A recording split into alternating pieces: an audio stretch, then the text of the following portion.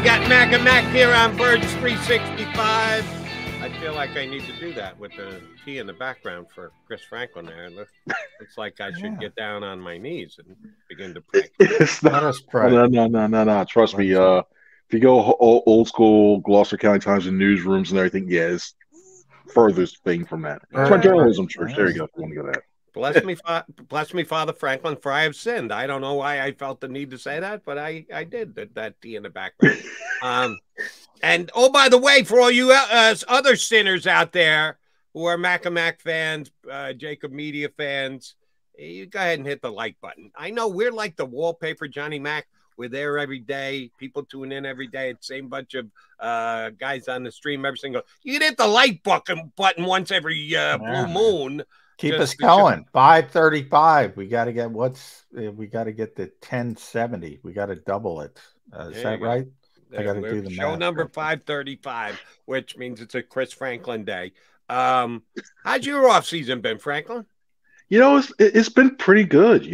I've actually slowed down a little bit. It's weird because I'm usually so forced to every single day putting stuff out, and I was like, wow, I'm doing 2-3 things here and getting a chance to see more of the overview of the team and relax a little bit. It's weird. Yeah, breathe. You get to breathe a little bit. Not too much, though, Chris Franklin. We got some players yesterday. But before I get to that, I want to bring up DJ Pluker coming in for a workout. Maybe I'm making too much out of this, but when Jordan Mailata, Jordan, he knows all of our names, Chris. He goes out of his way to sort of connect with the people that are there. And I believe it was Zach who asked him the question about the backup tackles. And he kind of joked around and he smiled and he said, you want the depth chart, mate? And then he said he had a tough time remembering the name of poor Fred Johnson and Roderick Johnson and Tyrese Robinson. Did I make too much out of that? Or I'm saying, man, maybe the Eagles want to upgrade at Andre Dillard, a bigger loss than maybe people realize. I think they could use a swing tackle because we saw, and to me, I think Jack Driscoll's more of a right tackle than a left tackle. Yeah. So if something ever happens with Jordan again, I think they need a solution. It wouldn't hurt to have him on standby, especially since you can use those practice squad spots for veteran guys. I think they're going to give the guys like Fred, Roderick. One guy I like who's an undrafted free agent, Chim Okorafor from Benedict College. Thank you. But when you look at him, it's a small school, an AIA school. But when seeing his tape, limited tape you seen him, was like, dude, he's physical and he's got that nasty edge they like too. So I wouldn't be surprised to give those guys a look first, and then they got the kid from Louisville, is it too? Who's a good athlete? Yeah, I forget his name. Yeah, Trevor Reed. Reed. Yeah, he was one of that one too. He got more than Okorafor. I think he got more money than Okorafor. So especially playing big time, he's more of an established name. But yeah, it wouldn't hurt to have a veteran presence just in case something does happen. And I wouldn't be surprised if he's brought in training camp. They see what he's like, and he's put in as a veteran practice squad, or maybe on one of the last guys on the roster. This question is for either of you two guys. Chris, if you know it, please give us the answer. What are they doing this week in phase 2? I guess we could get an updated number on how many pounds Jalen Hurts can bench press with his legs. But is it all just weight room stuff? Is it any film work included? We know it's no on-field stuff. That doesn't start till Tuesday because the Eagles are starting a week later. What are they all doing in there this week? There's some meetings going on. I know we got to know that firsthand yesterday. We had to leave out, but yeah, they're meeting. They're starting to. I think you're starting to see lay the groundwork, especially for these 2 new coordinators. You're laying the groundwork for what they expect, how they want certain routes run, what concepts and stuff like that.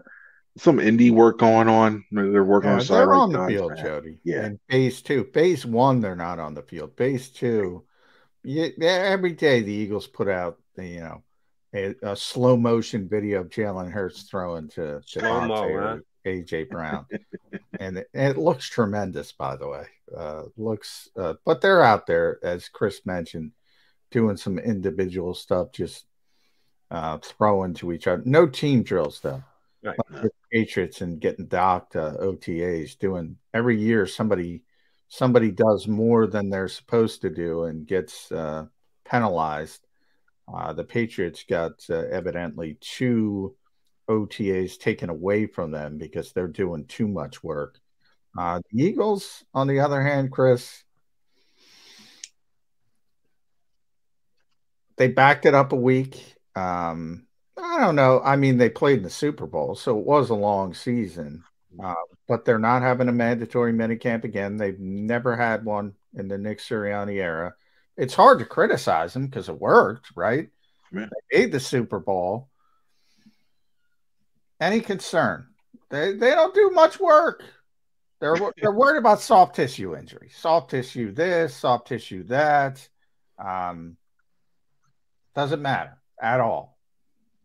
Going in, I'm still somewhat of an old school guy in the mentality of that, but you can't knock it. If it's working, you can't knock changing it up right now, because the fact that you had all these guys, for the most part, survive the season and coming back, and you had all your major guys toward the end of the play for to make that playoff run, it helped out a lot. So, does the old football me love to see the hard nosed grind thing? Yeah, because it's more football, it's more true to the old game, old sense of ways. But in fact, to see the new school and the science and everything that's also showing, you're like, hey, you know what? It's working. So you want to have another run, especially as you mentioned, they had that long run. They went to the Super Bowl. That's quick turnaround before everything started again. Give them some time off and get some time off, or not be as taxed, and let them go from there. All right, Brian Johnson was here last year. He wasn't the offense coordinator. He was the quarterback coach, but he was certainly in the building and part of the team that built the offensive game plan week in, week out, led by Sirianni, called by Shane Steichen. Sean Desai was not here before. Now, those who you've been able to hear from, the guys you gave availability to, seem to be singing his praises pretty well. But I'm sure there were some guys on the team who were a fan of Jonathan Gannon's. Any chance that any of these veterans go, what is this Desai guy thinking? We had a good thing going here, and he's actually tinkering with it and doing things differently. Any chance that there isn't everybody on the same page on the defense going into this season, Chris? I think there's always a chance for that, but from everybody I've talked to, it seems like they all like him. They all like Desai's intelligence. He explains well what the reason why they're doing the schemes and going behind that. And I mean, we even heard from Josh Sweat yesterday saying he's a big fan of defensive line, and how they like that. And I look at that. I think it's going to be more of a. I wouldn't be surprised if Desai goes earlier on, talking to the vets, seeing what they like, having possibly heard what happened early on in Gannon's tenure, when he came with Fletcher Cox and him. I wouldn't be surprised if he tries to go out and try to cut that off in the past before he becomes the issue. So I can see him. I don't foresee any major things. I think the biggest thing is going to be how much they adjust early on and try to get to it. It's just it's a lot of terminology. It's almost like going to, hey, I just learned Spanish and then I want to implement it and use it. I want to go to Mexico. I want to go to Spain and try to use it. And you're like, and it starts a little slow, well, this is a broken sentence. So I think it's going to be more of just getting used to the way he likes his things done instead of the other way, like Gannon did. You mentioned Josh Sweat there. Now that Isaac's gone, I think Josh Sweat is the most underrated player on the Eagles.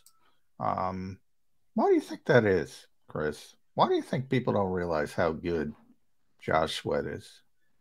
When you're on a defense that have guys that have been around for a long time, like Fletcher Cox and Brandon Graham, and then you have a defensive player of the year candidate in Hassan Reddick, you focus on a lot of that. Then you have the personalities of Slay. You see Bradbury doing things and Josh is quiet. Josh is pretty much to himself. He gets along with everybody, from what we've seen, gets along with everybody in the locker room too. It's just he's not that boisterous type.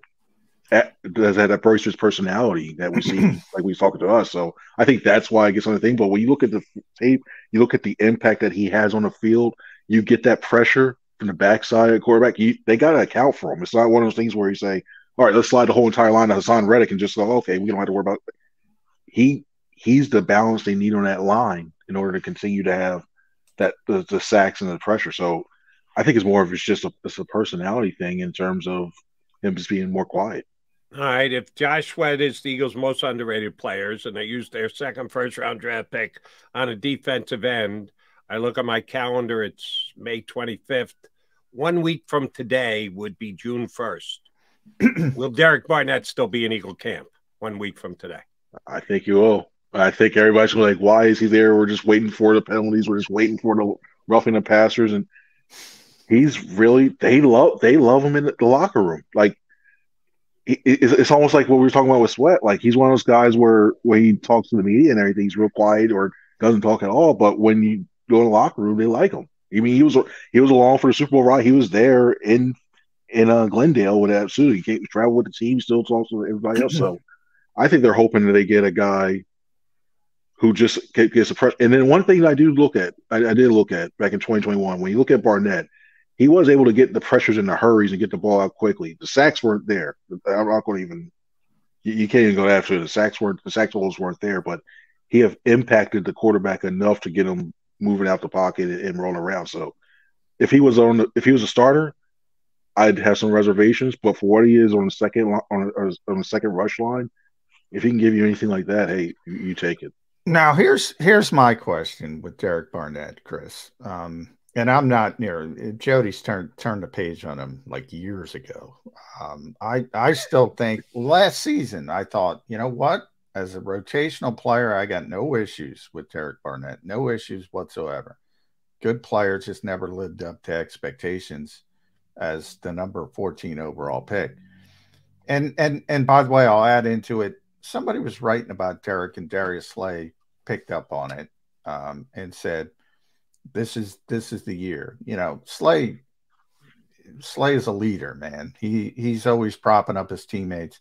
He's propping up Derek Barnett. Where's the playing time? Because you have Reddick, you have Sweat, you have Brandon Graham. Now you have Nolan Smith. I mean, barring injury, right? We always say that. There's no more reps. You got to get the 30th overall pick out there.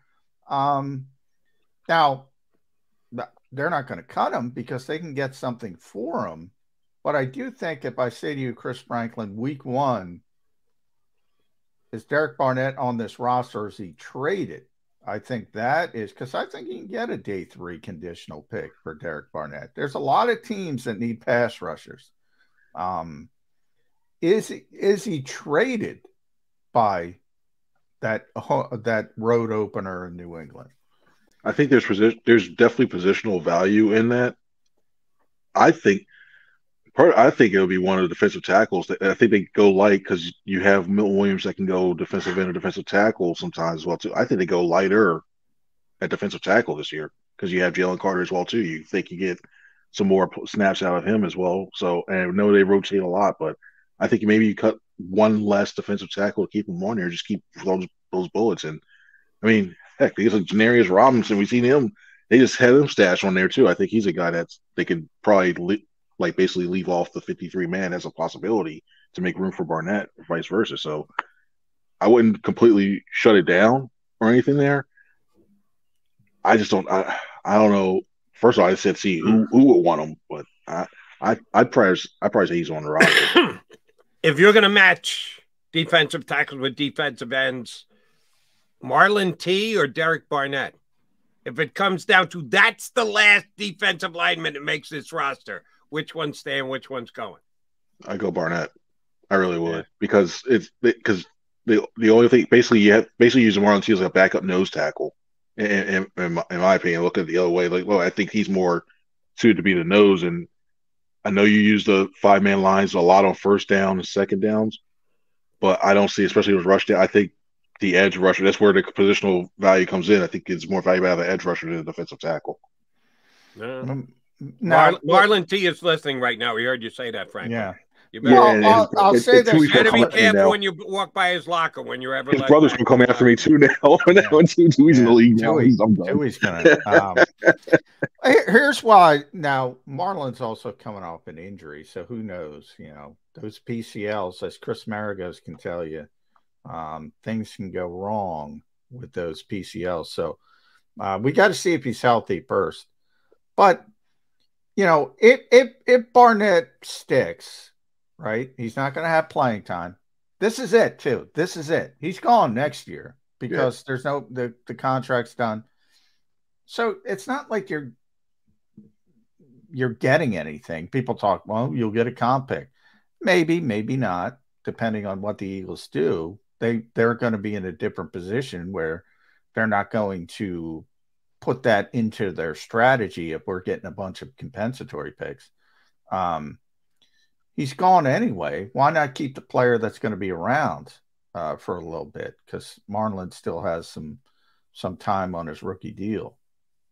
You can also pump him too. You put him on pup if you need to as well. Say if you give him more time for that knee. I mean, we saw what do it with Tyree Jackson too. So if it came down to like an either or, I still take Barnett. But I think there's a chance that if it came down to those two, he's still, because we've seen that, like he'll be like him and Brett Toff and stuff like, yeah, you have a knee injury, huh? What? Yeah, you have a knee injury, right? Yeah, I do. Okay, yeah. Stash. Put him in there in case something happens. Let me ask you about Tyree Jackson. Shoot, we haven't mentioned his name on Birds 365 in a month. And John was singing his praises, so I was buying into, hey, this kid looks like he can play. Great move from quarterback to tight end and the like, and the guy just can't get a break with injuries. I thought there was a chance Eagles were going to move on from him during the offseason. They chose not to. He's back again. He's up against a numbers fight. They signed that free agent tight end Dan Arnold. Yeah. My prediction is Dan Arnold will be elsewhere before the season starts. If it is a Dan Arnold, Tyree Jackson for that fourth tight end spot, who you got? I don't even think they keep four tight ends. Yeah, I'm talking practice squad too. The roster and practice squad. See, I think Arnold's brought in more for Stoll because I just looking at what they did, especially on special. The Arnold one feels more special teamish as well too, and more as a receiving aspect as well too. I know Stoll is more on the blocking side, but just what they were doing special teams wise seems like I think Jackson, when the coach comes out, I think Jackson becomes the guy they would choose over Arnold because I think they still see the possibility of what you have for him, and especially in the red zone. That's the guy where I look at if he stays healthy and he continues to develop. When you have him matched up in the red zone, especially with those jump balls, just imagine running like a rub route. You have AJ Brown going across one way, you got Tyree Jackson going across the other way. All that size, and you're trying to get in the middle, trying to deflect that. It's tough to do. I think when you look at projecting stuff like that, Jackson's a guy, like if it came down to like the practice squad, they'll add him on that way too. And he's worth a shot. He was an exclusive free agent. Why not take the shot and see what you got there and have him come back for another year? One of the plays at training camp, was the play got hurt on when he broke that bone in his back. Remember that catch? 6'7" guy going every bit up to get the football, landing flat on his back. Phenomenal catch. Phenomenal catch. But I think he was out of bounds. But yeah.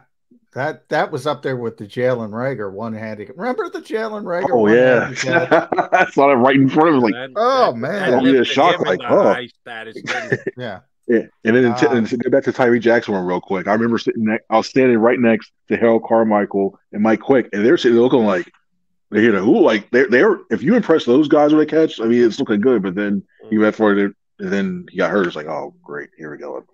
That was rough. I forgot about the Jalen Reagor one. I forgot about that. That was a good catch, but that went viral. We can certainly say that went viral, and he went down the toilet thereafter. But again, I don't want to kick a guy while he's down in Minnesota. Maybe the most important competition for the Philadelphia Eagles this upcoming spring leading into the season is going to be between Ian Book and Tanner McKee. Are you ready to evaluate their ability to spin the football as soon as the Eagles get on the field next week, Chris Franklin? Yeah, I do. I think if it came down to it, I think Book's a guy. I really think so, only because of this. I mean, we've heard so much about when it comes to changing the offense. And now I'll preface this by saying, if you get all the way down to Ian Book or Tanner McKee to playing with this offense, you're in trouble, I think, because you lost 2 quarterbacks by then. But when you look Hey, at could have Brock Purdy. You never know. oh yeah, save the UCLs and everything like that. But I think when it comes down to it, I look at the way you would have to change your offense a little bit too. We see how much they run the zone read. We see much the RPOs. I think McKee would be fine with because one quick read throw it. We see Nick Foles do it, and that's the comp. Like he's a Nick Foles type of guy in order to get in rhythm, trying to get the ball out, get it out accurately and quickly. But I think with Book still to me, he still has a lot of talent in there. I think he's a little bit more. I think he is more mobile than McKee, and I like his arm. I think it's decent as well too. And granted, I know he's only started like the one game back when he was with the Saints, but I like what I see out of him, and hopefully he can try to sneak up McKee onto the practice squad, and then give him a chance next year to compete for that QB2. So yeah, I asked Alex Tanny that last week. I asked him about that similar style because a lot has been made of it. Nick is, he had he loves Phillip Rivers. You can't get much different from Phillip Rivers and Jalen Hurts. So from his perspective, it's not a big deal. I think they just want guys who can process quickly and be accurate. And if that's Tanner McKee over Ian Book, so be it, even though you have to ship the offense if you're down to Tanner McKee. But from my perspective, all right, if you can mimic some of the things Jalen Hurts does, like who cares if you do it crappily? That I think the Eagles are on the right path there. Just get a guy who, and maybe that's Ian Book. I'm not saying Tanner McKee is going to be better than Ian Book, but I do know, Chris, you know how these teams are now. They do not like to cut their draft picks. They do not like to cut their draft. Now, you could stash him on the practice squad if he's really crappy, like Carson Strong or Clayton Thorson. Reed's in it. But no, he's not drafting, but still, Reed those type guys. Yeah. But Ian Book was a 4th-round pick, I believe, of New Orleans. So I'm kind of like, and he was a really good college player. I'm kind of like torn on him. Like, why did New Orleans give up so quickly on him? And he's kind of undersized where Tanner McKee, but Tanner McKee's like 6'6". I don't know. That's going to be an interesting competition. You usually don't get too excited about third-string quarterback. I'm kind of excited about third-string quarterback. I think it's an interesting competition. For me, quarterbacks are always saying, if anything with a quarterback, I'm sitting there, I'm looking, I'm like, oh, cool, what's this footwork? Oh, this guy's footwork's good. Okay, you see how well he kept the backside in because they have to respect him running on the outside. And I just think when you have a more mobile quarterback, I mean, accuracy, we've heard Nick, accuracy is key on that one.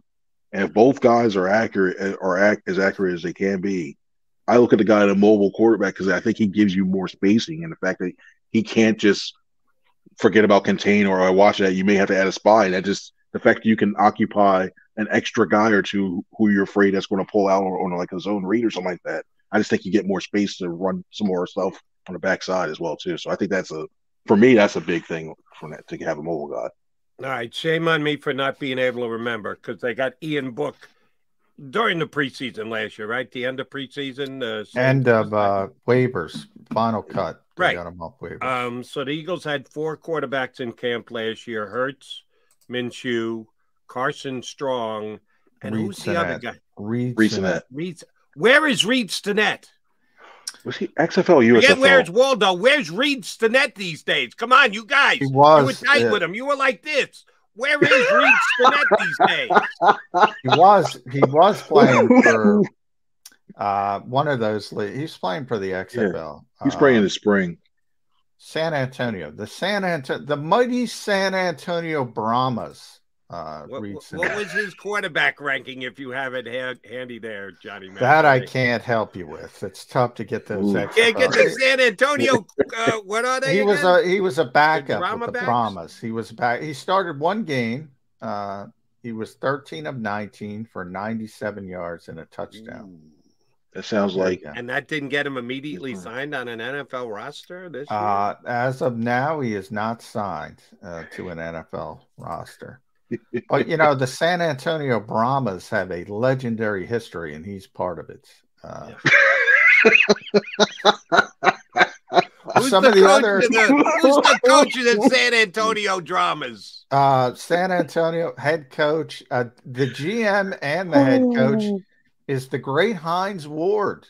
How about that? Well, I actually saw one of their games. Yeah, I Hines had Ward. that on my TV, and I'm going, I know who that is. It's Hines Ward. Paxton Lynch is on that team, was on that team. Jack that's why Cohn. Reach the Net wasn't playing, because he was sitting behind Paxton Lynch. Jack Cohn. Can't beat Paxton Lynch. Another former Notre Dame, also Wisconsin quarterback, Jack Cohn, and Ben Kurtz. Remember him too. Oof. East Carolina, Virginia guy. So a lot of competition at quarterback for the San Antonio Brahmas 365, baby. Yeah, good luck. Hines better come on show every single day. He's got to be a featured guest on Dramas 365. All right, so next week, with the Eagles actually doing some outside teamwork drills as a squad rather than just individual and the like, give me a potential storyline that you're going to be working on, Chris, that you're thinking about, either a competition, either a guy stepping up into a more important role, or an issue that the Eagles have. What are the things you can't wait to get out there and be able to see and add that to your story that, yeah, no, the Eagles are better than I thought they're going to be here. No, this is something that the Eagles still have to address. Is there a story you're leaning toward next week? And, oh, by the way, the only one who's going to steal it is McMullen, because none of the other Eagle beat writers are watching right now. But just talk to me. Forget the John's here. You got the makings of a story for next week when the Eagles actually get on the field? You know, being that we're in the cone of secrecy and silence right now. You got the T behind you. No one would steal with the T behind you. They know that they would face eternal damnation if they stole a story idea from you. Hey, I come from the lineage of Reuben Frank. You know, he used to work for Gloucester County Times, so I have to watch out for him too on that one too now. But I want to look at the linebackers. I want to look and see how Morrow and Dean really do a coverage when they have to get out there and do that. No, granted, it's non-touch, stuff like that, but I want to see how well they flow. I want to see how well Nakobe Dean commands that defense, how he adjusts to the fronts, and he's a bright guy. Well, I mean, if you got an engineering degree, I mean, you got to be doing something, because that's a tough field. So I want to see how he adjusts to being the guy in the middle, because he's going to probably be wearing a green dot, communicating with Desai. So that's the guy. I want to see how that, and I want to see how Morrow, I know he's a little bit lighter, but I want to see how he does. And there's not going to be hitting. By the way, since you were both watching yesterday, Nakobe Dean still listed at 230 pounds. Now, I'm just watching on my computer screen, so it's not big. 40. He doesn't look like 230 pounds to me. The Eagles are still adding weight to what Nakobe's carrying. He's got big traps, so maybe that gives him. I'll give him 224. Yeah, but they're gilding the lily a little bit on the size of Nakobe Dean. They're inflating that a little bit. At C. Franklin News, Chris Franklin. Make sure you follow Chris on Twitter. Tremendous reporter, better guy, NJ.com. You can read him there. South Jersey Times, Lehigh Valley Live, Times of Trenton, all over the place. Nakobe, the biggest part of that, I'll leave it there with you, is that was a signal, Chris. You know how the Eagles do business. They're only putting out, this is the second sort of grouping of veteran players in the offseason they gave to reporters. That means you're a part of things. And he's going to be the leader of this defense. He's going to call the defense. He's going to be the green dot. They planned for this, but are you a little concerned that they didn't carve out a little bit more time for him last year? Say, hey, take a series for Kaiser White here, there, or do you think it's not that big of a deal? 34 reps overall. I don't think it was because I think when you had a defense that was going, if there were issues early in the season, I mean, like really big issues where the defense was not only missing tackles but missing coverages, the guys couldn't run out things, and they were just really getting blown off the ball. Then I think that was a time that would have been a time to insert them, see what you had there. But the way that TJ Edwards was playing, even with Kaiser, if you played him on the weak side, Kaiser was playing well at the time. So yeah, I have no problem with that. And in fact, I'm still, I mean, getting back to the old school thinking that I like when guys have a chance to sit on the side, get immersed inside, to get used to everything, and then going out there, so just throwing in the fire and go, okay, that, and then because to me, only bad things can happen. Like I look at like I know you get them the experience and they try to feel for themselves, but if a guy goes happen and say confidence goes bad or they get hurt and they don't know what to do or stuff like that, I think you can ruin down the line. So the fact that he got that time to sit back and watch, I think will be is more beneficial than just throwing him out there immediately. So I think that helped out a long way. CF is always good stuff. We appreciate it whenever you come on. We'll be reaching back in just a couple of weeks. You're going to have to put up standing next to McMullen next week, so I'll apologize in advance for you there. But thank you very much for jumping on with us today. I appreciate it. Thank you guys very much. Thanks, Chris Franklin, NJ.com, here with us on Birds 365. All right, running a little late. Quickie timeout, come back. We're going to put a bow on the show here on Birds 365.